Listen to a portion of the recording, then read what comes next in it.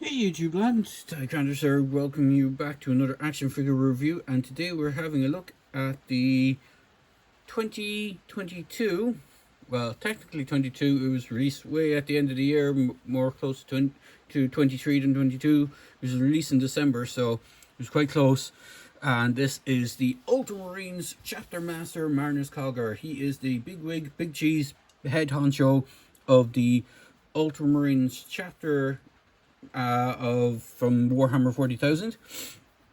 You know, there is one guy above him, which is one of the Primarchs, which is basically the founding father of the chapters, which is Robert Gilman.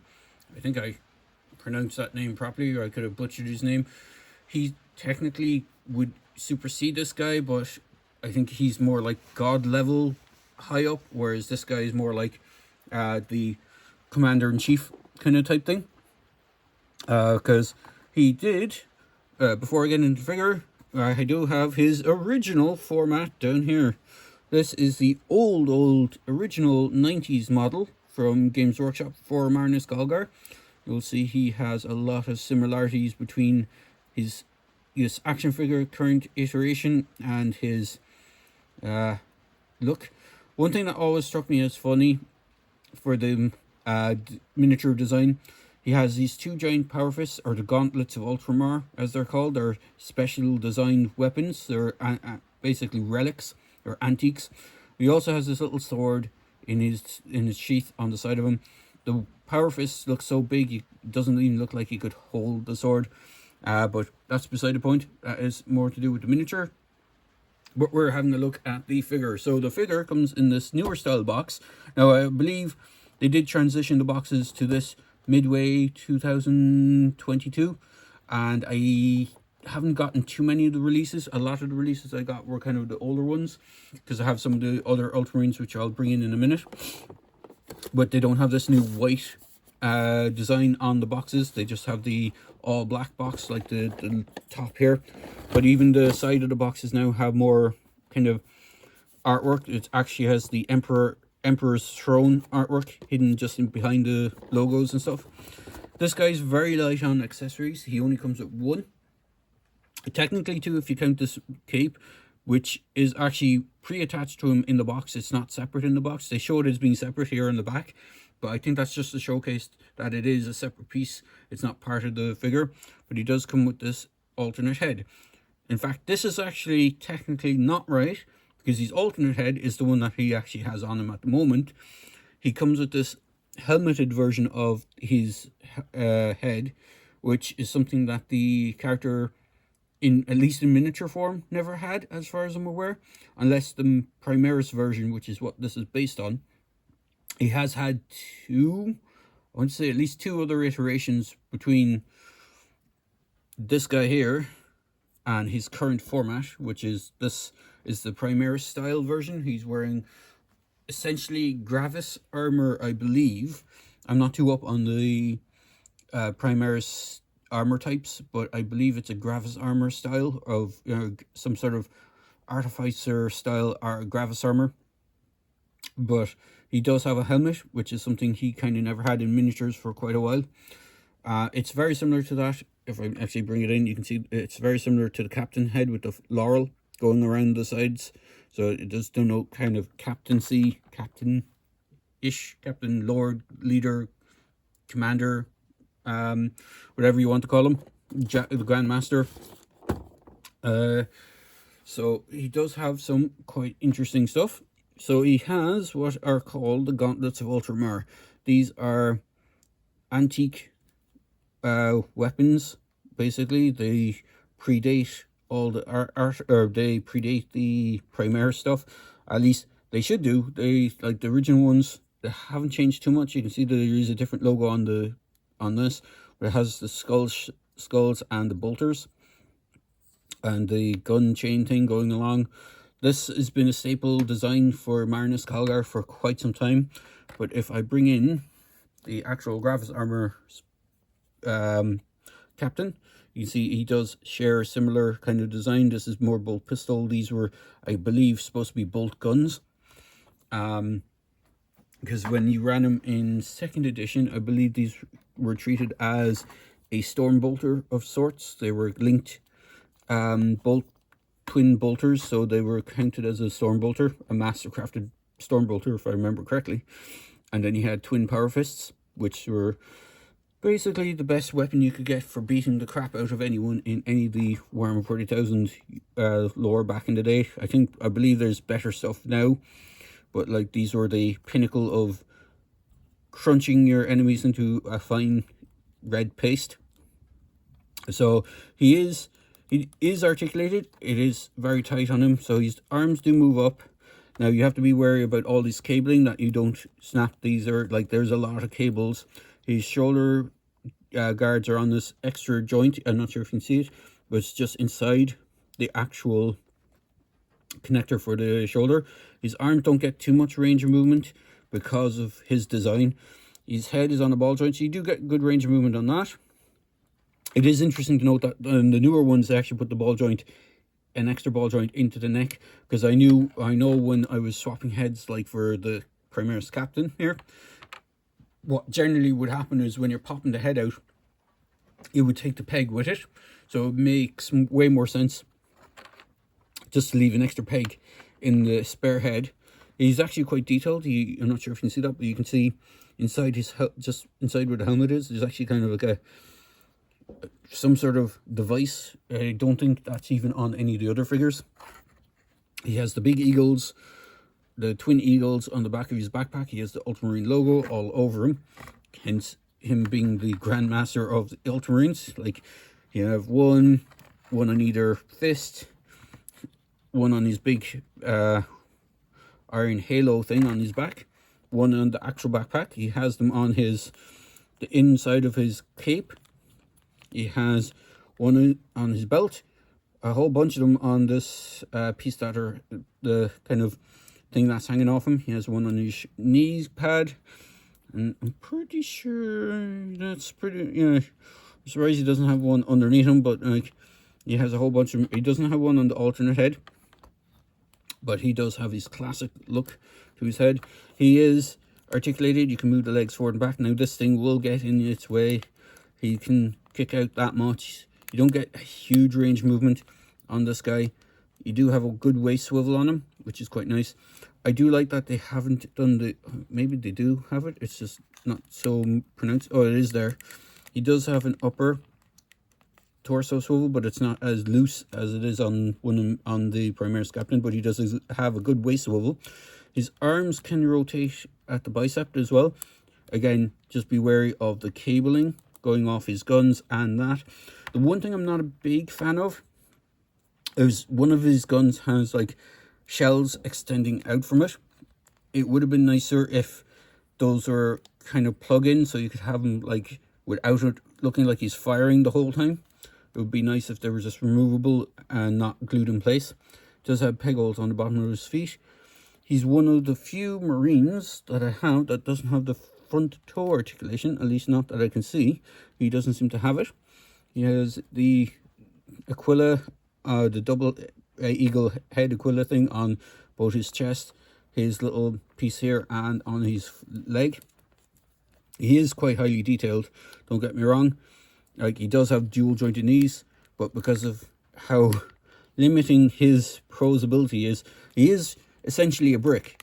I mean, let's not beat around the bush. He is essentially a slightly posable brick, which is what some of the other Space Marine captains and commanders and stuff are, because there's so much detailing going on that it ends up hindering a lot of their articulation points. Like, for example, if I bring in this guy, he's one of the other captains. He's in kind of standard Primaris armor. Again, he is kind of hindered. I think I did a review for him. It was like Secundus or something like his name is. But his hips kind of get hindered by this thing hanging down. But his arms aren't as hindered because he doesn't have all this cabling stuff going off him. But this is a good segue to bring in some of the other guys, so you can see height. I'm going to remove the box out of the way. Hopefully it won't go flying all over the place. So we'll bring in back in that Primaris Captain. He is actually dwarfed by Calgar, even though he should be a fairly big figure. Calgar is actually quite a big guy. You can see he's actually like a head, nearly a head smaller than Calgar. We'll bring in the Primaris. This is one of the first figures they did, so he's quite dated and he's using the older style body system. This is the Primaris. Actually, I'm going to have to move things around, get everyone to fit in.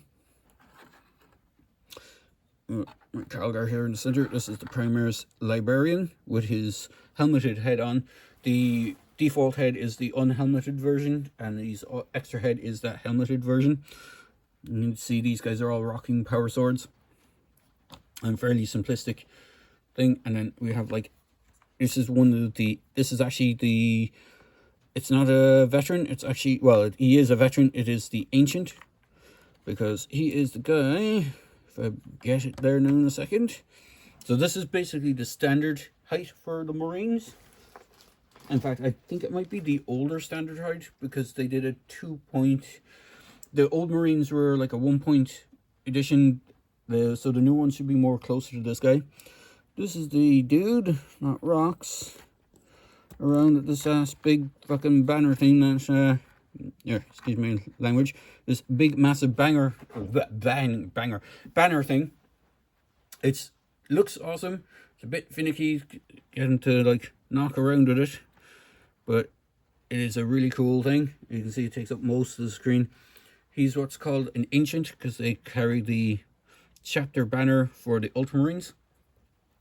So I haven't done a review for him. I picked up him and a bunch of other guys that are very similar in like, they're like kind of chapter heroes, I think they were called, heroes of the chapter. I'll just pop him in the back there, but he's more the standard Marine height than anything else. But Calgar here has like, to his head, he's about 5 and just a little under 5.5. But that's not where most of his height comes in. Most of his height comes in from his backpack, and that kicks him off to nearly 6. Is it 6.5 to the point? It's at least over 6.25 anyway, to the point of his backpack, to the very top of this iron halo piece on his backpack. So he does require some shelf space if you're going putting him on a shelf with other Ultramarines. In fact, as I have them next to me, I'll bring in some of the other guys. So I have a Lieutenant, which is another one of the newer guys which I haven't got around to reviewing yet. So I got like a Lieutenant. It was an alternate Sergeant and one other guy. In fact, is this the alternate Sergeant guy? No, this is the original Sergeant. So this is the very, very first Sergeant one that they did. And we're just going to be inundated by Ultramarines, which isn't too bad. The only thing I won't drag out is the Invictor Assault mech thing, because that will just take up way too much space for this review. So this is one of the standard Marines. And this is the, yes, this is the newer Lieutenant guy that I got. And I believe he just has the same chainsword as the other one. Oop. So if I give this guy his chainsword. So this is the newer, I believe is the 2.0 version bodies. Whereas these are the original one, the original style body. So you can see there might be a bit of a height difference between the two, possibly. But you can see there is quite a lot of Ultramarines. Just turn that slightly. There's quite a lot of Ultramarines, and this isn't even tipping the iceberg on the Joy Toy figure range of just Ultramarines. There's so many more out there. I'm bringing one of the Incursors, one of those scout guys, which I can never remember. They haven't done, do I have Reavers? I don't think they've done Reavers. There's Infiltrators and Incursors. I can't remember which one is which. And these are all based on Primaris. So there is quite a lot of Ultramarines to begin with, that are not including special characters, chapter speciality guys. I don't even have half of the Primaris stuff that they did, which are like the big jump pack guys with big cannons, or the heavy weapon guys. There is quite a lot to get through quite a lot there, and I've been trying to be selective, but Calgar was the one that I really wanted the most, because he is, as I said, the big cheese, the head honcho of his chapter. And Ultramarines were, like, if I bring in one of my other painted Marines, he doesn't have his logos, company logos on him, because I always never got that far, but Ultramarines are one of the chapters that I started with. Yes, I realized that is a Blood Angel Marine that was converted into an Ultramarine, the sacrilege, but I ended up with a bunch of metal Blood Angels that got converted or repainted to Ultramarine colors. But over the years, Ultramarines have been my kind of default chapter, and then I kind of branched out into other ones. But Calgar here is one of the best figures I have gotten from Joy Toy. Now, I know a lot of people have had some QC issues with them, with the ones that they got, so just be wary. I've seen people saying that he's come missing some of the icons, iconography on him. Some of them, I would recommend heating them as well when you get them. Just, that's what I did to swap out the head. I actually heated up the head socket so I could pop this out and put in his default head, or his, what would be his more regular head. But overall, he is a really good figure, so I do recommend getting him if you can get him at a reasonable price. He is a big chunky lad, and he's a big price on his head, so just beware of that going in. Like, going into this line in general, a lot of the kind of more lieutenants, commanders, and what have you are all kind of higher priced than the standard Marine. So it is up to yourself whether you want to collect it or not, but I do love this figure. He's really, really good. At least my version of him is really good. As I said, I haven't had any QC issues. Unlike the previous Primaris captain, he had more issues than Calgar did.